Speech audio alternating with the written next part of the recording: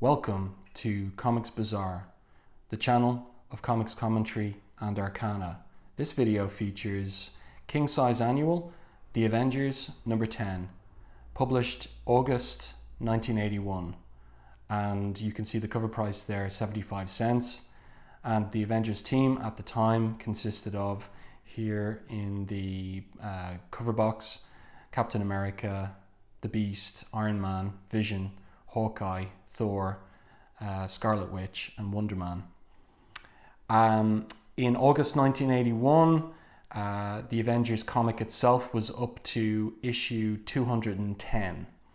And guest featuring in this annual, written by Claremont, are naturally enough the X-Men. And X-Men, or Uncanny X-Men 148, was the X-Men comic published in August of 1981, just to give you your bearings in relation to the main titles and this particular annual. So the cover here is by Al Milgrom, and it is a type of comics page layout indicating some of the chief events in the annual, as well as some of the main players, including a shocking mystery guest. So who could that be? So we'll open this up, and our creative team, Chris Claremont, writer co-editor, which was an unusual position at the time for a writer to be co-editor, to have kind of a degree of final say, final cut, so to speak, on their work. Michael Golden, penciler, and also colorist, but not inking his own work there. The inkers are Mando Gill, and the letterer is Joe Rosen. So the story opens in San Francisco, a body falling off the Golden Gate Bridge, but the person is rescued by Jessica Drew, aka Spider-Woman here.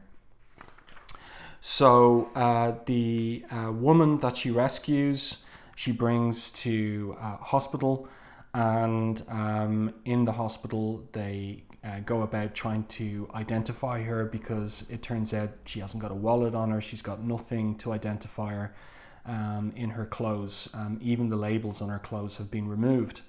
And then we have this intriguing little scene here where there is a little girl who says to the policeman while she's exiting the hospital in the care of this nun, "I'm Maddie Pryor, I've been sick but I'm better now." And it turns out that this Madeline Pryor is not the Madeline Pryor who turns up in Uncanny X-Men some issues later, but rather a link to what Claremont's original idea for Mr. Sinister was, that Mr. Sinister was the projection of a boy who was living in an orphanage, who was not his physical age, who was much older than his physical age of, let's say, 10 years old, and who had the mutant power to create these avatars. Mr. Sinister was his evil avatar, and Gambit was his good avatar. And then the notion is maybe that he got the idea to create and send Madeline Pryor into Scott Summers' life via the name of this orphan in the orphanage with him, or something along those lines. But it's Claremont was seeding something here that he didn't finalize. So then back to the story. Spider-Woman here, very, very interesting shot by Michael Golden of Spider-Woman just balancing on the wall there, drinking coffee in the morning. And then we get the whole deal in respect of this Jane Doe that fell from the Golden Gate Bridge. It wasn't a suicide attempt. She was already unconscious when she came off the bridge.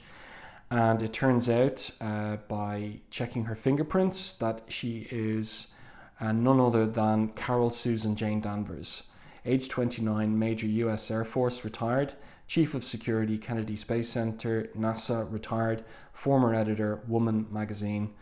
And 6 months ago, she disappeared from her last known residence, Greenwich Village, New York.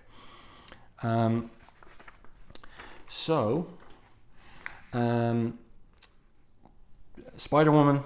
And one other aspect of Carol's condition in the hospital is that she has completely lost her cognitive abilities and has been reduced to the level of a pre-verbal infant. So what has happened to her? Well, Spider-Woman decides to get in touch with the X-Men. She's specifically looking for the aid of Professor X, whom she knows has telepathic powers. And so our scene switches to the X-Mansion and the aftermath of Uncanny X-Men 143, in which the newest X-Man, Kitty Pryde, on Christmas Eve found herself, number one, opening a dimension to a dimensional portal to a realm of demons, the Ngari, that she battled with by herself and defeated, but the parts of the X-Mansion were wrecked in the process, and the Danger Room also destroyed. So she and Nightcrawler are busy fixing the electronics of the Danger Room, while Professor X is on the phone to Spider-Woman and agreeing to head to San Francisco with Storm and to help out Spider-Woman and Carol Danvers.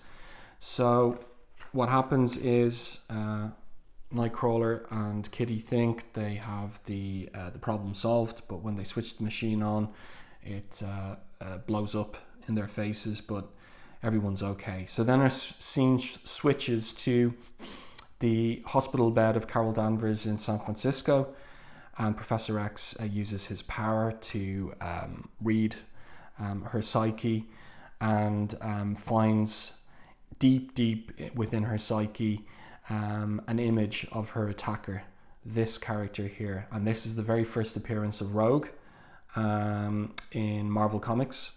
And then we get chapter 2. So the 38 pages is divided into 5 chapters. They're uneven in page number, but the scene switches now to Central Park, New York, where Cap is getting KO'd by whom? Except, of course, our new character, Rogue. And so here we get a view of her first costume designed by Michael Golden. So she uses her mutant powers of skin-to-skin contact in order to absorb Captain America's powers. And we learn from what she says to him while he's knocked out that she has permanently absorbed the powers of Ms. Marvel, Carol Danvers, and those powers are super strength, invulnerability, and flight. So now she adds Captain America's powers to her abilities. Our scene switches to across the park to Avengers Mansion, and the Avengers are relaxing in their living room. Jarvis is serving tea and cake, but it's interrupted by Cap's body being thrown in the front window there. And then our scene switches to Stark International. Tony Stark there at work on some electronics, and he gets an emergency call from the Avengers who tell him about Cap and ask him to contact Dr. Donald Blake, who is the alter ego of Thor, so that Donald Blake can help Cap with his condition. So as he's suiting up there, he has a visitor, apparently Janet Van Dyne, that is the Wasp, but it turns out not to be her, but rather a shapeshifter, Mystique, in disguise, and she attaches to the back of Iron Man's suit an inhibitor device, which renders his power systems completely dysfunctional, as she says. So she's taken him out of the fight. Then our scene switches back to Avengers Mansion, and a taxi pulls up, and out of the taxi emerges Jessica Drew, and she just catches sight of Rogue running down a service alley. Thor arrives, having gotten Captain America's SOS message, and he transforms into Dr. Donald Blake just in time to be sucker punched from behind by Rogue. Then she gets ready to absorb his powers, but she's interrupted by Spider-Woman. Donald Blake reaches for his cane, which is Mjolnir in disguise, taps it and transforms back into Thor. But Rogue gets skin-to-skin contact on his face and absorbs his powers such that she is invulnerable to Spider-Woman's Venom Blast.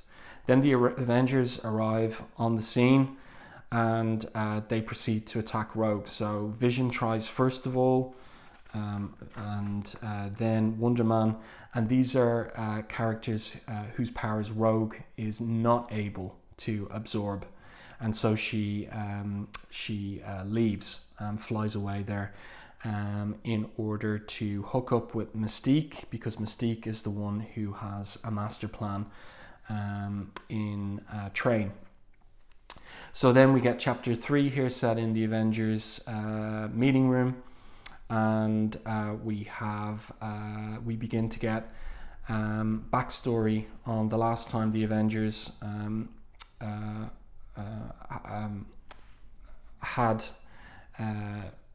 experience with Carol Danvers. So Carol Danvers, Ms. Marvel, was an Avenger, and in story told in Avengers 197 to 200, what happens is she becomes pregnant overnight and gives birth in 24 hours to this character here, Marcus, who is the son of Immortus. Now, Immortus is, in the Marvel Universe, a time traveler, and he has various identities. His very first identity is Kang the Conqueror, first introduced in Avengers number 10. And other identities of Immortus are Nathaniel Richards, who is Reed Richards, Mr. Fantastic's father. So naughty Marvel continuity here being referred to. But anyway, this character, Marcus, when he was born from Carol, grew up very quickly to adult form. And then what happened was there was a kind of a breach in reality and time disruption, which meant that New York was invaded by creatures and people from all kinds of time periods. So you had dinosaurs, medieval knights, creatures from the future as well. And this was resolved finally. And at the end of it, Marcus and Carol apparently in love. Thor used his hammer, Mjolnir, to open up a dimensional portal to allow them to go to Limbo. And as Hawkeye's dialogue says there, hopefully to live happily ever after. So that's the last they heard of Carol Danvers. So it's a shock to them that she's turned up in San Francisco. This is what Spider-Woman has told them. So then Beast uses a device which is keyed to Carol Danvers' DNA, her Kree DNA, to track Rogue, who has permanently absorbed Ms. Marvel's powers, to Rikers Island. And Mystique and Rogue arrive via this converti plane to Rikers Island, which is a maximum security prison for supervillains. And their whole plan is to rescue Destiny here and other Brotherhood of Evil Mutants members. So they use the inert Iron Man to take out a power generator, which releases the Brotherhood from their prison cells. The Blob here getting free, Pyro, Avalanche, and there's Destiny. So they're using their different powers to break out of their prison cells. And here we have our first group shot of the Brotherhood in costume. So the Avengers arrive and they proceed to attack and try and contain the Brotherhood. So Spider-Woman is along for the ride as well. she endeavors to track down Iron Man and set him free. So Mystique goes after Iron Man, because if Iron Man is freed, then they're in big trouble. And then over the course of the next few pages, we have a fantastically choreographed battle between the Brotherhood and various members of the Avengers by Michael Golden. We've got the Beast here, very acrobatically swinging into action against Blob and Pyro. And ultimately what happens is that our scene switches to Spider-Woman, who has located Iron Man. Iron Man tells her that this can't be Nick Fury because Nick Fury's in London at the time.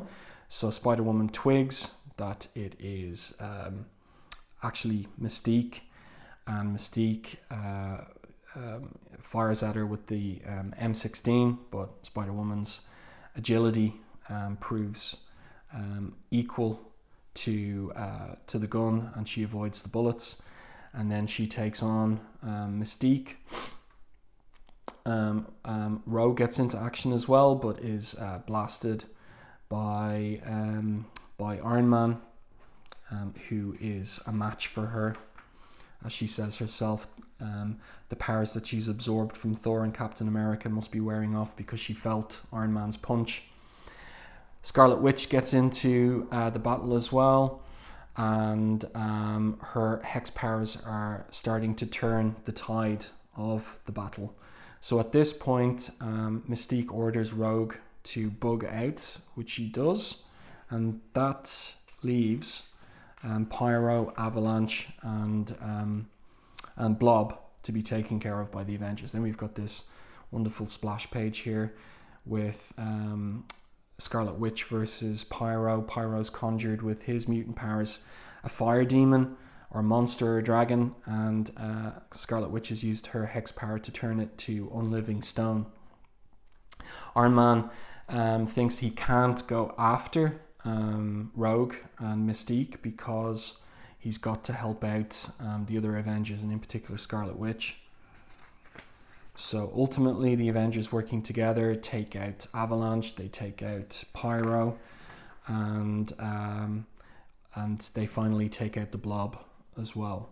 So then we move to chapter 5, which is the final chapter of the annual, and this is the big emotional climax denouement of the story. This is where it all comes together and where we get a big emotional payoff.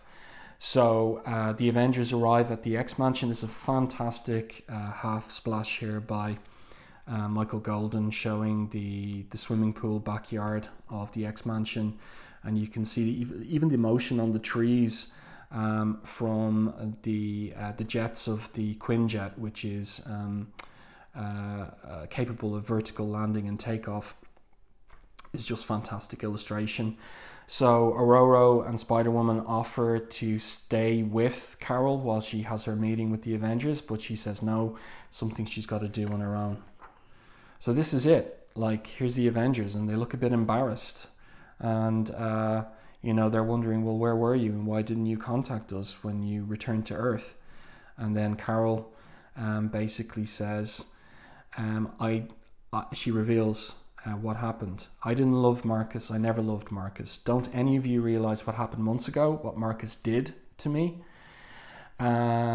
She says that she left not because she was in love with Marcus, but because she had no choice. Marcus gave her none.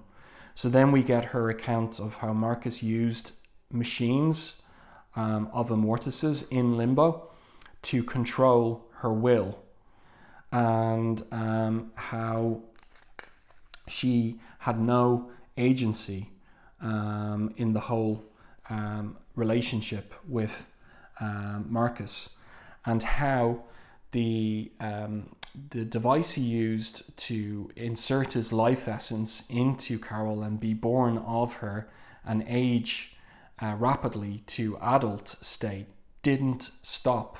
That enhanced or speeded up aging process never stopped. So when they went back to Limbo, within a week he was dust. He kept aging. So then she was left there on her own, but she figured out how to use the machines in Limbo to send herself back to Earth. And why didn't she contact the Avengers? Why didn't she tell them what had happened? She says, Wanda, I never wanted to see you, any of you, again. I hated you because when I needed you most, you betrayed me. She says, there I was, pregnant by an unknown source, running through a 9-month term, literally overnight, confused, terrified, shaken to the core of my being as a hero, a person, a woman. I turned to you for help, and I got jokes. The Wasp thought it was great, and the Beast offered to play teddy bear. Your concerns were for the baby, not for how it came to be, nor of the cost to me of that conception. You took everything Marcus said at face value. You didn't question, you didn't doubt. You simply let me go with a smile and a wave and a bouncy bon voyage. That was your mistake, for which I paid the price. And she continues and says, after a trauma like mine, it's easy to wallow in bitterness and self-pity, but both grief and guilt have to be faced, dealt with, exercised. There's more. There has to be more to being heroes than simply defeating villains.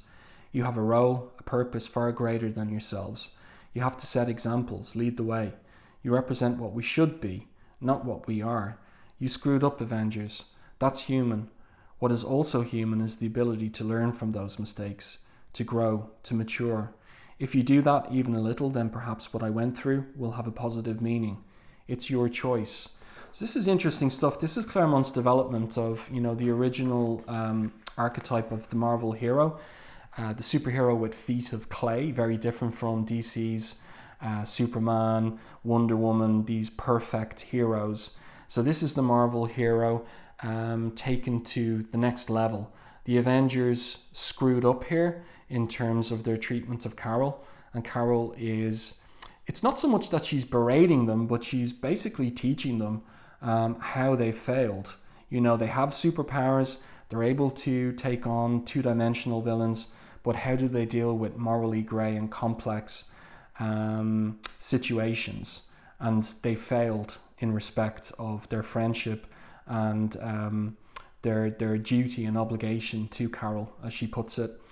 But she says she's going to stick with the X-Men, not go back with the Avengers.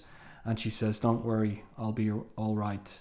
So Wanda in particular is hit hard by what Carol has had to say.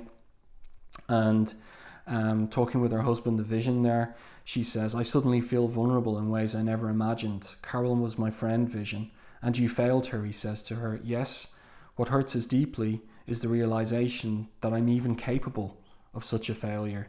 So here again, we have the flawed nature of the Marvel superhero, not morally perfect people.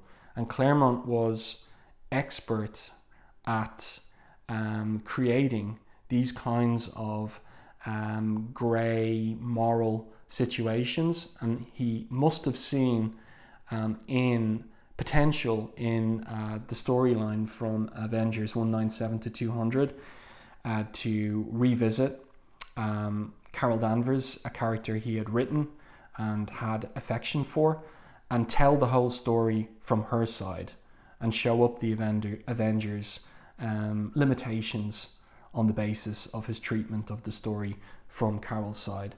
So really a tremendous emotional payoff and denouement to this particular story, Avengers Annual number 10. I hope you enjoyed the video. If so, please like, and if you haven't done so already, subscribe to the channel and stay tuned for more content like this.